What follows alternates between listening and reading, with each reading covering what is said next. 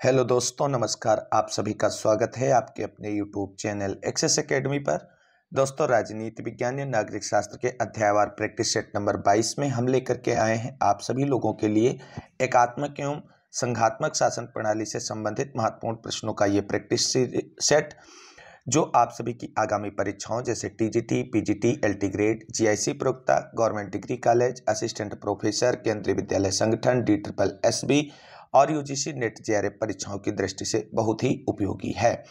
साथियों, आज के इस वीडियो में हमने एकात्मक एवं संघात्मक शासन से संबंधित सभी महत्वपूर्ण प्रश्नों को इंक्लूड करने का प्रयास किया है। ये सभी प्रश्न प्रीवियस ईयर क्वेश्चन पेपर में बार बार पूछे गए हैं या इस बार की परीक्षा में इनके आने के बहुत ज़्यादा चांसेस हैं। आप सभी से निवेदन है कि वीडियो में अंत तक बने रहें और प्लीज़ वीडियो को लाइक करें, दोस्तों में शेयर करें। आगे की तैयारी फ्री ऑफ कॉस्ट जारी रखने के लिए चैनल को सब्सक्राइब करके बेल आइकन जरूर दबा लें। वीडियो में आगे बढ़ने से पहले एक बात स्पष्ट कर दें कि अगर अभी तक आपने पॉलिटिकल साइंस की थ्योरेटिकल क्लासेस और प्रैक्टिस सीरीज और हिस्ट्री के प्रैक्टिस सेट नहीं देखे हैं तो आप सभी लोग चैनल के प्लेलिस्ट विजिट करें। आप सभी लोगों के लिए लगातार हिस्ट्री और पॉलिटिकल साइंस के प्रैक्टिस सीरीज शुरू कर दी गई है। आप सभी की आगामी एग्जाम्स को ध्यान में रखते हुए बेहतर से बेहतर कंटेंट आप सभी लोगों के लिए तैयार किया जा रहा है और आगे आने वाले समय में आप सभी को हिस्ट्री और पॉलिटिकल साइंस की भी थ्योरेटिकल क्लासेस चैनल के माध्यम से देखने को मिलेंगी।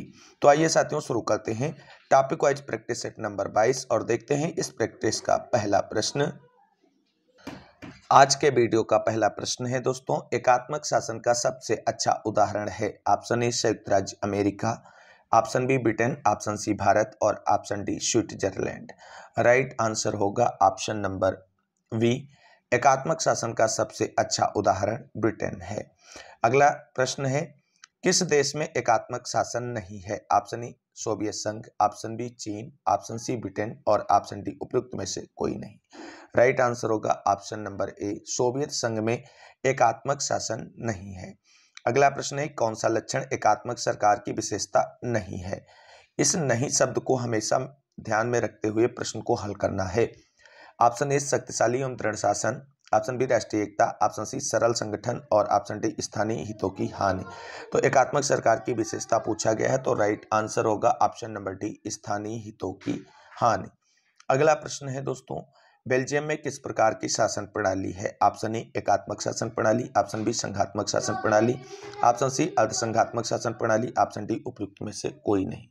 राइट आंसर होगा ऑप्शन नंबर बी, संघात्मक शासन प्रणाली। अगला प्रश्न देखते हैं दोस्तों।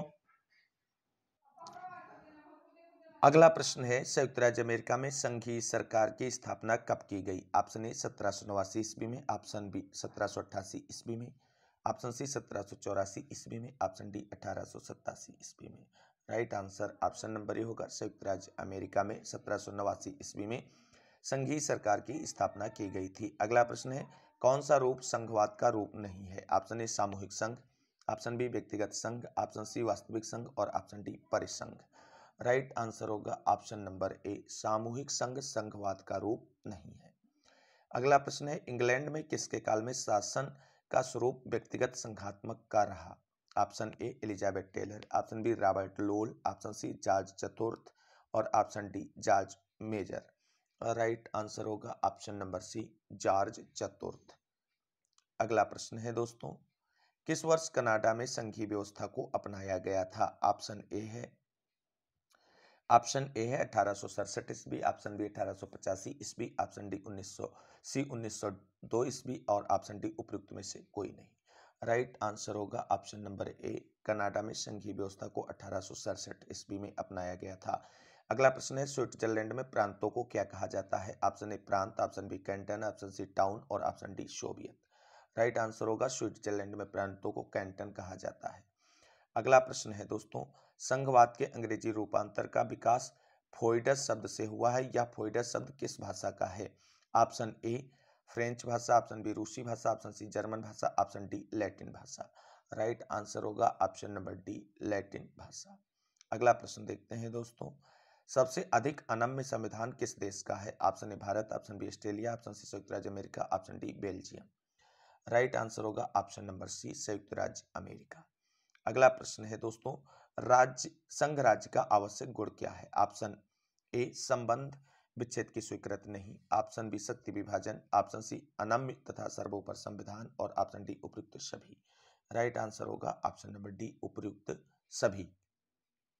अगला प्रश्न है दोस्तों, किस प्रकार के शासन में जनता दो प्रकार के कानूनों का निर्वहन करती है? ऑप्शन ए एकात्मक शासन, ऑप्शन बी संघात्मक शासन, ऑप्शन सी तानाशाही शासन, ऑप्शन डी उपयुक्त सभी। तो राइट आंसर होगा ऑप्शन नंबर बी। संघात्मक शासन में जनता दो प्रकार के कानूनों का निर्वहन करती है, एक तो होता है केंद्र का और एक होता है राज्य का कानून। अगला प्रश्न है, विश्व का निर्बल द्वितीय सदन कौन सा है? ऑप्शन ए अमेरिकी सीनेट, ऑप्शन बी भारतीय senate, option C Canadian senate और ऑप्शन डी उपयुक्त में से कोई नहीं। राइट आंसर होगा ऑप्शन नंबर सी, विश्व का निर्बल द्वितीय सदन कनाडियन सीनेट है। अगला प्रश्न है दोस्तों, अगला प्रश्न है, विश्व का सबसे शक्तिशाली उच्च सदन कौन सा है? ऑप्शन ए भारत का उच्च सदन, ऑप्शन बी ब्रिटेन का उच्च सदन, ऑप्शन सी अमेरिका का उच्च सदन, ऑप्शन डी फ्रांसीस उच्च सदन। Right answer option number C होगा, अमेरिकी उच्च सदन विश्व का सबसे शक्तिशाली उच्च सदन है। अगला प्रश्न है दोस्तों, जनता को अपनी इच्छा अनुसार करने की सुविधा सबसे ज्यादा किस देश के नागरिकों के पास है? Option A Australia, option B Japan, option C संयुक्त राज्य अमेरिका और option D Switzerland. Right answer होगा ऑप्शन नंबर डी स्विट्जरलैंड। अगला प्रश्न है दोस्तों, वह कौन सा देश है जहां के सीनेट में प्रत्येक इकाई को समान प्रतिनिधित्व प्राप्त है? ऑप्शन ए संयुक्त राज्य America, option B Switzerland, option C Britain, option D A और बी दोनों। राइट आंसर होगा ऑप्शन नंबर डी अर्थात ए और बी दोनों, यानी संयुक्त राज्य अमेरिका और स्विट्जरलैंड दो ऐसे देश हैं जहां के सीनेट में प्रत्येक इकाइयों को समान प्रतिनिधित्व प्राप्त है। अगला प्रश्न है, संघ निर्माण की किस पद्धति में संघ निर्माण की इच्छा नीचे से ऊपर की ओर चलती है? ऑप्शन ए केंद्रोन्मुख पद्धति, ऑप्शन बी केंद्रोपरांग पद्धति, ऑप्शन सी पार्श्वीय पद्धति, ऑप्शन डी उपयुक्त में से कोई नहीं। राइट आंसर होगा ऑप्शन नंबर ए केंद्र उन्मुख पद्धति में। अगला प्रश्न है दोस्तों, केंद्र उन्मुख पद्धति का सर्वोत्तम उदाहरण है? ऑप्शन ए संयुक्त राज्य America, option B Australia, option C रूस, option D Bharat. Right answer होगा ऑप्शन नंबर ए संयुक्त राज्य अमेरिका। अगला प्रश्न है, स्विट्जरलैंड के स्थापना के समय प्रारंभिक सदस्यों की संख्या कितनी थी?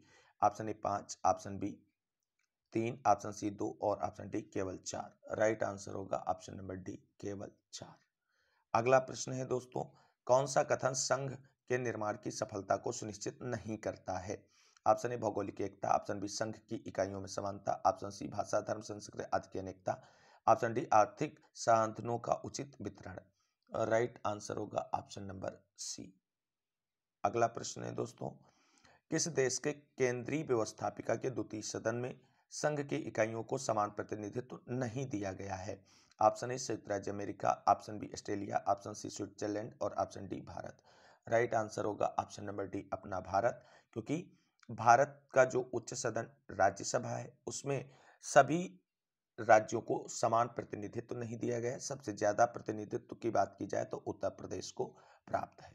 अगला प्रश्न देखते हैं दोस्तों, अगला प्रश्न है, पाकिस्तान किस दृष्टि से उत्तम संघ नहीं था जिसके कारण 1971 में उसका विघटन हो गया?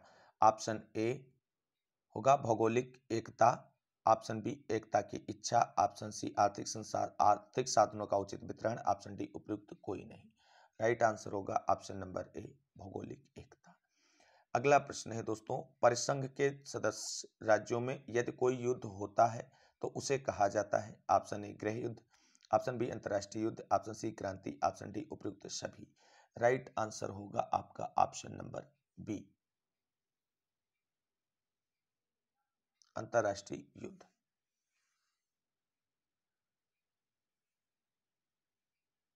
अगला प्रश्न है दोस्तों, आधुनिक संघों में संसदात्मक कार्यपालिका का उत्तरदायित्व होता है? ऑप्शन ए विधानमंडल के प्रति, ऑप्शन बी राष्ट्राध्यक्ष के प्रति, ऑप्शन सी जनता के प्रति, ऑप्शन डी उपयुक्त में से कोई नहीं। राइट आंसर होगा ऑप्शन नंबर ए विधानमंडल के प्रति। अगला प्रश्न है, केंद्रीय सरकार की शक्तियों में वृद्धि का कारण है? ऑप्शन ए निहित शक्तियों का सिद्धांत, ऑप्शन बी संघ राज्य सहकारिता, ऑप्शन सी लोक कल्याण की राजनीति, ऑप्शन डी उपयुक्त सभी। राइट आंसर होगा ऑप्शन नंबर डी उपयुक्त सभी। अगला प्रश्न है, एकात्मक राज्य में केंद्रीय सत्ता के हाथ में कानून बनाने की सर्वोच्च सत्ता निवास कर रही है, इस कथन को किसने कहा है? Option A doctor Finer, option B Willoughby, option C Dicey और option D Garner. Right answer होगा option number C, professor Dicey. अगला प्रश्न है दोस्तों, कौन सा गुण संघात्मक सरकार का नहीं है? ऑप्शन ए, संविधान अलिखित होना चाहिए। ऑप्शन बी, शक्तियों का वितरण संघ और राज्य दोनों में होना चाहिए। ऑप्शन सी, संविधान की सर्वोच्चता की प्राथमिकता। ऑप्शन डी, संविधान कठोर होना चाहिए। राइट आंसर होगा आप सभी का ऑप्शन नंबर ए, संविधान अलिखित होना चाहिए। संघात्मक सरकार का ये आवश्यक गुण नहीं है।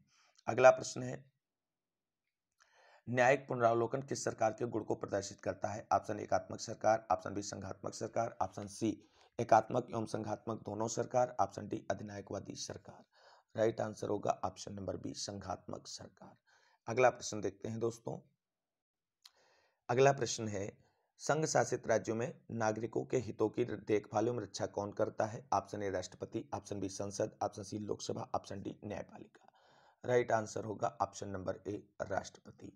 अगला प्रश्न है, केंद्रीय संसद की सर्वोच्चता किस प्रकार की सरकार में पाई जाती है? ऑप्शन ए, संघात्मक सरकार। ऑप्शन बी, परिसंघीय सरकार। ऑप्शन सी, अधिनायकवादी सरकार। ऑप्शन डी, एकात्मक सरकार। राइट आंसर होगा ऑप्शन नंबर डी, एकात्मक सरकार। अगला प्रश्न है दोस्तों, प्रोफेसर बिलोबी के अनुसार एकात्मक सरकार का प्रमुख गुण क्या है?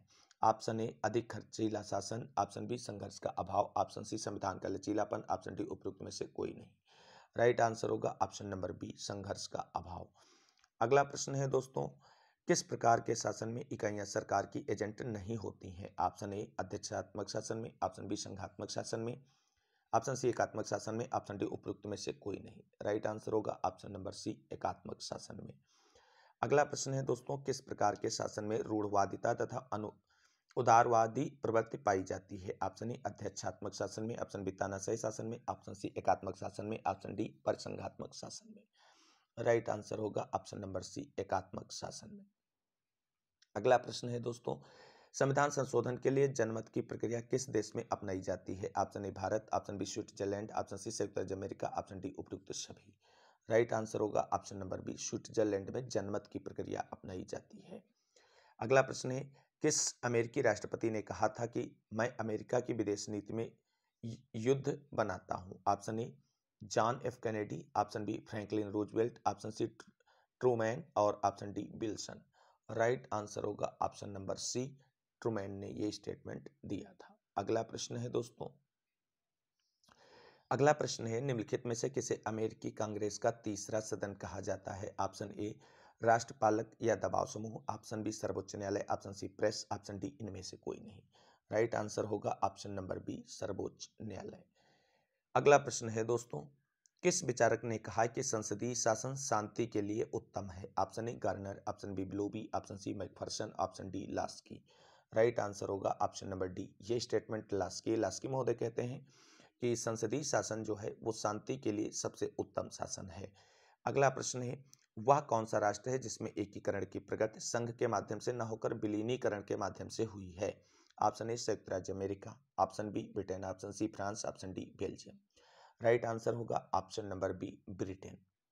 अगला प्रश्न है दोस्तों, किस राज्य की न्यायपालिका को न्यायिक पुनरावलोकन की शक्ति प्राप्त नहीं है?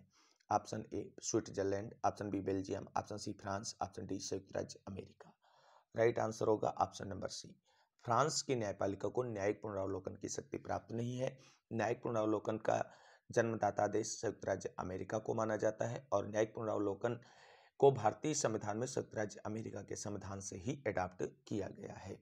अगला प्रश्न है दोस्तों, भारत में वर्तमान संघीय सरकार को कैसे परिभाषित किया जा सकता है? ऑप्शन ए, मिलीजुली सरकार। ऑप्शन बी, बहुमत सरकार। ऑप्शन सी, अल्पमत सरकार। ऑप्शन डी, दुर्बल सरकार। राइट आंसर होगा ऑप्शन नंबर बी, बहुमत की सरकार। अगला प्रश्न है, रूसी संघ के विच्छेद के उपरांत नवीन व्यवस्था कौन सी बनी? Option A, Commonwealth. Option B, Comecon. Option C, रूसी संघ। Option D, Commonwealth of Independent States. तो राइट आंसर क्या होगा? राइट आंसर होगा ऑप्शन नंबर डी। साथियों, और कॉमनवेल्थ में साथियों उन सभी देशों के समूह को सम्मिलित किया जाता है जो कभी न कभी ब्रिटेन के उपनिवेश रहे हैं, जैसे अपना भारत है, पाकिस्तान है, तो ये सारे कॉमनवेल्थ देशों की श्रेणी में आते हैं। अगला प्रश्न है, संयुक्त राज्य अमेरिका की संघीय व्यवस्था में अनोखी भूमिका क्या है? ऑप्शन ए, इकहरी नागरिकता। ऑप्शन बी, दोहरी नागरिकता। ऑप्शन सी, केंद्रीकरण। ऑप्शन डी, विकेंद्रीकरण। राइट आंसर होगा ऑप्शन नंबर बी, संयुक्त राज्य अमेरिका की संघीय व्यवस्था में अनोखी भूमिका जो है वो दोहरी नागरिकता देखने को मिलती है। वहीं भारत में संघीय व्यवस्था होने के बावजूद भी इकहरी नागरिकता का प्रावधान किया गया है। तो नागरिकता के मामले में भारतीय और अमेरिकी संविधान में ये एक प्रमुख अंतर देखने को मिलता है। अगला प्रश्न है, एकात्मक शासन व्यवस्था में केंद्र शक्तिशाली होता है। ऑप्शन बी, इकाइयां शक्तिशाली होती हैं। ऑप्शन सी, केंद्र एवं इकाइयां दोनों शक्तिशाली होती हैं। ऑप्शन डी, उपरोक्त सभी सत्य है। राइट आंसर होगा ऑप्शन नंबर ए। एकात्मक शासन व्यवस्था में केंद्र जो है वो शक्तिशाली होता है और सभी शक्तियां केंद्र के पास होती हैं। अगला प्रश्न है दोस्तों, अगला प्रश्न है, एकात्मक सरकार में सबसे भारी दोष यह है कि यह निरुत्साहित करती है। ऑप्शन ए, किसको निरुत्साहित करती है? ऑप्शन ए, स्वदेश भक्ति को। ऑप्शन बी, स्थानीय प्रेरणा को। ऑप्शन सी, कार्यक्षमता को। ऑप्शन डी, एकता को। राइट आंसर होगा ऑप्शन नंबर बी। एकात्मक सरकार का सबसे बड़ा दोष यही है कि यह स्थानीय प्रेरणा को निरुत्साहित करती है। साथियों, आज के वीडियो का अंतिम प्रश्न डिस्कस करने से पहले एक बार आप सभी लोगों से पुनः रिक्वेस्ट करेंगे कि प्लीज वीडियो को लाइक करें। आपके लाइक से हमें मोटिवेशन मिलता है आपके लिए रेगुलर वीडियोज लाने के लिए। और अगर अभी तक आपने चैनल को सब्सक्राइब नहीं किया तो चैनल को सब्सक्राइब कर लें और आने वाले बेल आइकन को दबा लें, जिससे हमारे द्वारा अपलोड की गई वीडियो का नोटिफिकेशन आपको मिलता रहे और आप फ्री ऑफ कॉस्ट अपने एग्जाम्स की बेहतर तैयारी कर सकें। तो देखते हैं आज के वीडियो का अंतिम प्रश्न। आज के वीडियो का अंतिम प्रश्न है, एकात्मक शासन पद्धति में सर्वोच्च सत्ता निम्न में किसके पास रहती है? ऑप्शन ए, संविधान में। ऑप्शन बी, प्रशासकीय इकाइयों में। ऑप्शन सी, केंद्र सरकार तथा प्रशासकीय इकाइयों में। ऑप्शन डी, केंद्र सरकार में। राइट आंसर होगा ऑप्शन नंबर डी। तो साथियों, ये था आज का वीडियो जिसके अंतर्गत हमने एकात्मक एवं संघात्मक शासन प्रणाली से जुड़े हुए 46 इंपॉर्टेंट क्वेश्चंस को इंक्लूड किया है, जो प्रीवियस ईयर क्वेश्चंस पेपर में बार बार पूछे गए हैं और इस बार भी इनके आने के 100% चांसेस हैं। उम्मीद करते हैं आप सभी को ये वीडियो अच्छा लगा होगा। अगर वीडियो अच्छा लगा तो प्लीज़ वीडियो को लाइक करें, दोस्तों में शेयर करें और ऐसी ही वीडियो की लेटेस्ट अपडेट पाने के लिए चैनल को सब्सक्राइब करके बेल आइकन जरूर दबाएं। मिलते हैं अगली वीडियो में हिस्ट्री के प्रैक्टिस सेट के साथ। तब तक के लिए सभी साथियों को जय हिंद, जय भारत, वंदे मातरम। आप सभी साथियों का दिन शुभ हो।